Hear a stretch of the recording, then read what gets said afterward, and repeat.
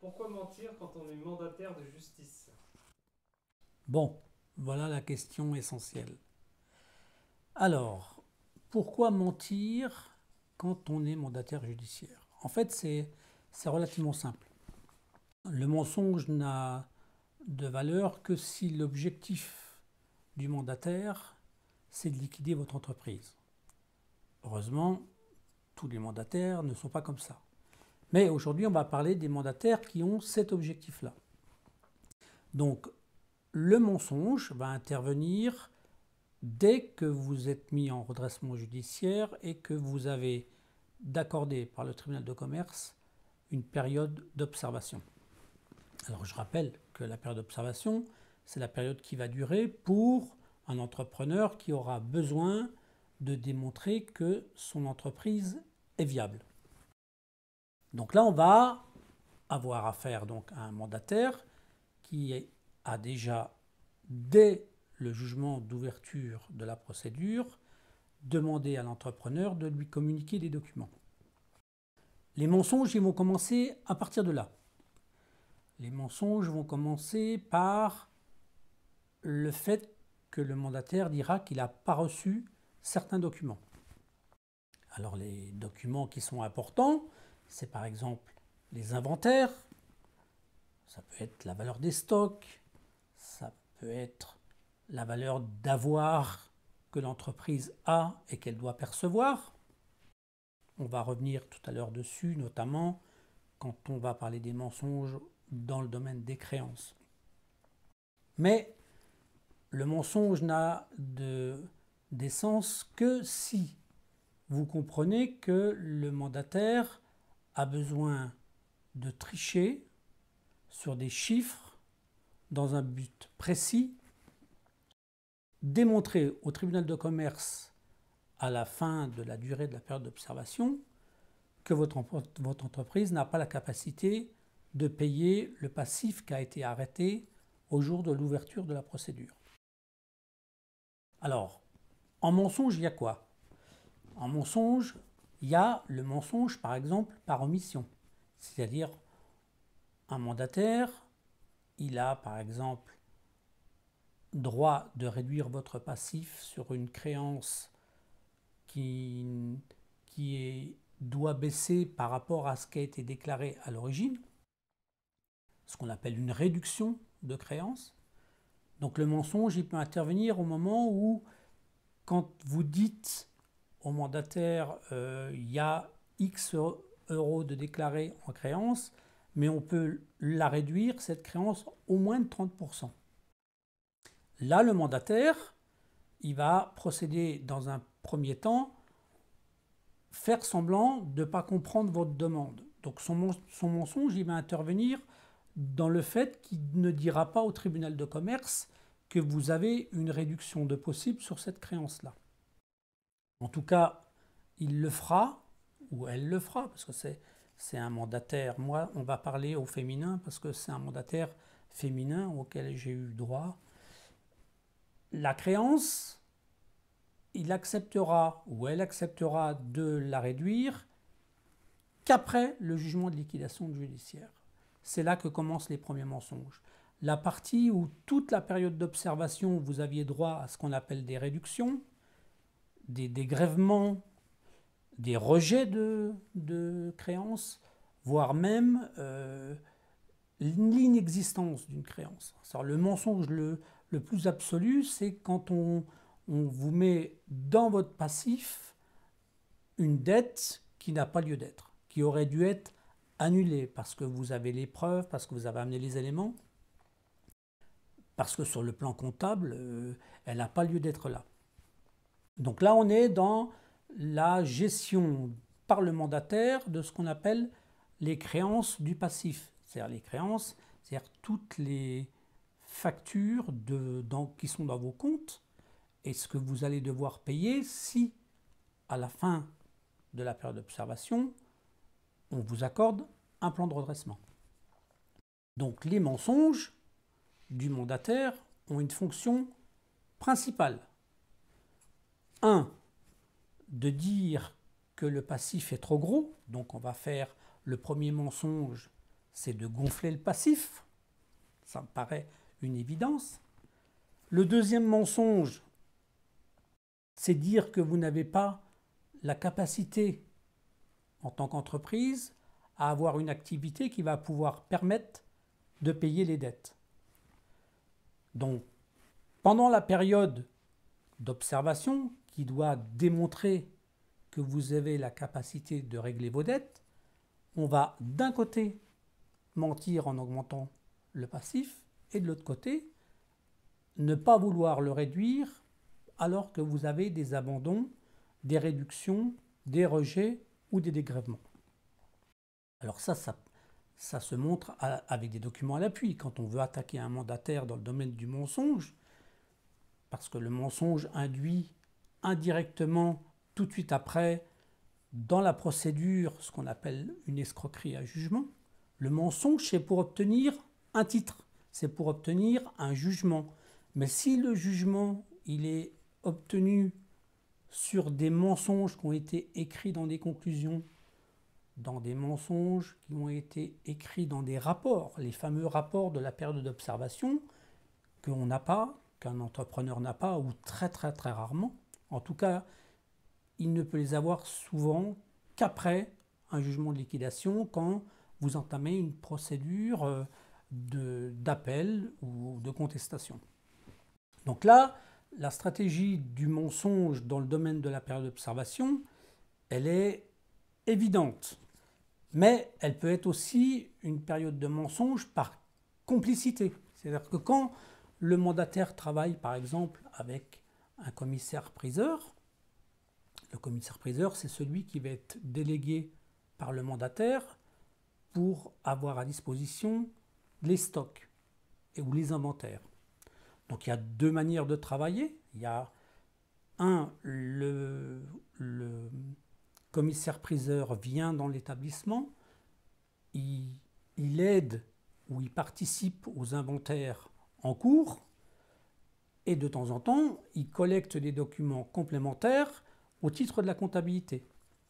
Si vous vous mettez en redressement judiciaire en début d'année, par exemple, prenons un exemple, le 5 ou le 10 janvier, et que vous avez fait vos inventaires le 1er janvier, à peu de choses près, les inventaires qui ont servi à clôturer votre activité vont être celui que vous allez donner au commissaire-priseur pour éviter de tout recompter. Mais là, le mandataire, lui, à ce moment-là, soit en complicité avec le commissaire-priseur, soit de son propre initiative, il va définir des stocks inférieurs à ce que vous avez déclaré. Il va oublier des pages, il va dire qu'il ne les a pas reçues, il va dire que vous n'avez jamais transmis des documents. Alors là, en contradiction avec des preuves évidentes que vous avez, alors que votre mandataire vous les a demandées par écrit, qui pourrait presque confirmer un accusé de réception. Là, on est dans la stratégie du mandataire le plus absolu au niveau de son objectif. Je reviens sur ce que je vous ai dit, c'est la non-transmission des documents alors que vous les aviez, la fraude dans la comptabilité alors que vous l'avez déclaré, la tricherie dans les créances, dans les réductions, dans les rejets, dans les abandons, et puis après, les mensonges en complicité. Donc, on voit que le mensonge pour le mandataire va arriver à sa finalité, c'est au moment où il va expliquer au juge commissaire devant le tribunal de commerce que le passif est trop gros, que l'entreprise n'est pas viable et que, au titre de ce qu'il aura écrit, comme il aura triché dans les chiffres, les mensonges qui paraissent au début des erreurs vont devenir ce qui va vous faire liquider votre entreprise. Et la technique du mensonge dans le domaine du tribunal de commerce, ou en tout cas dans le domaine pratiqué par un mandataire au tribunal de commerce, c'est justement cette spécialité-là. C'est ce qu'il faut découvrir, c'est ce qu'il faut archiver comme document, récupérer les pièces comptables, ou en tout cas en avoir des copies, ne jamais donner tous les originaux. le mensonge utilisé dans la période d'observation, c'est ce qui lui permet de liquider votre entreprise. On aura l'occasion de reparler d'autres types de mensonges qui auront lieu après le jugement de liquidation. Parce que si vous contestez la liquidation judiciaire, vous allez vite vous apercevoir que dans la suite des événements, dans ce qu'on appelle la procédure d'appel, on aura encore d'autres mensonges. Donc ça sera l'objet d'une autre vidéo. Est-ce que, José P., vous avez une autre question? Alors oui, les mensonges discrets ou invisibles, est-ce que ça existe et qu'est-ce que c'est? Alors, on va dire le mensonge discret. Celui que vous comprenez qu'après. Oui, ça existe, bien entendu, ça existe. C'est les mensonges les plus difficiles à découvrir. Pourquoi? Parce que, en fait, on vous les met à disposition que si vous engagez une procédure de contestation, c'est-à-dire une procédure de référé, une procédure d'appel de contestation de la liquidation judiciaire. Là, dans les conclusions de l'adversaire, donc du mandataire qui aura amené votre liquidation, il va commencer de faire des conclusions et il va être obligé de transmettre certains types de documents. Mais, dans les documents qu'il va transmettre, quand vous allez les relire, quand vous allez voir les pièces jointes qu'il vous met, vous allez des fois découvrir des choses qui sont incroyables. Les fameux rapports qu'on aurait dû avoir pendant la période d'observation, qu'on n'a pas, il va les présenter dans des pièces jointes au cours de la procédure de contestation, au cours de la procédure d'appel. Alors que vous en auriez eu besoin pendant la période d'observation pour pouvoir contester ce qui était écrit. Ça, c'est du mensonge que j'appelle plus que discret. C'est un mensonge pas mis à disposition. Parce que dans les mensonges discrets, il y a ce qu'on pourrait appeler les annotations qui pourraient passer inaperçues, qui apparaissent par exemple dans une requête. Donc je vais vous donner un exemple concret. On vend votre entreprise, on vend votre fonds de commerce. Le mandataire, lui, qu'est-ce qu'il va faire? Il va faire la rédaction d'une requête auprès du tribunal de commerce en mentionnant le fait qu'il a trouvé un acheteur pour une valeur de temps. Ça, il n'y a pas de mensonge à ce niveau-là, on ne le voit pas. Par contre, si on vous transmet le document et que dans le document de la requête, il est écrit, par exemple, qu'il y a une pièce jointe qui date un événement, qui date par exemple que la première offre qu'elle a reçue est datée 3 mois avant la liquidation judiciaire, là, vous dites que le mensonge, c'est de la turpitude, c'est de la complicité. Ça veut dire que l'entente existait déjà auparavant au titre de celui qui va récupérer votre entreprise. Mais ça, vous pouvez le découvrir qu'après. C'est-à-dire, au moment où on vous liquide, où on liquide votre entreprise, vous êtes incapable de comprendre ça. Au même titre que quand on va vous liquider et qu'au dernier moment, le tribunal de commerce, par le biais du mandataire, va vous valider une créance que vous avez cru qu'elle était rejetée. Elle va arriver, vous êtes liquidé, ils ne sont plus à ça près, donc ils vont faire un mensonge qui là est de l'ordre de la... Comment on pourrait la qualifier, cette opération? C'est de la fourberie, c'est de la tromperie délictuelle.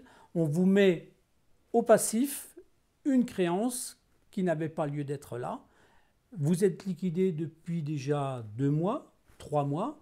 Ça ne les empêchera pas de rajouter une créance à votre passif que vous serez obligé de payer avec vos cautions, avec vos biens qu'on saisira, et ainsi de suite. Donc là, oui, le mensonge discret, oui, le mensonge, on va dire, qu'on ne voit pas dans les premières rédactions de documents, ou qu'on n'imagine même pas dans sa tête. Donc oui, ce type de mensonge-là, il existe. Et on aura l'occasion d'en parler encore dans d'autres définitions du mensonge et dans d'autres usages du mensonge. Donc je vous donne rendez-vous dans les prochaines semaines. À bientôt. Monsieur Fiamma, merci.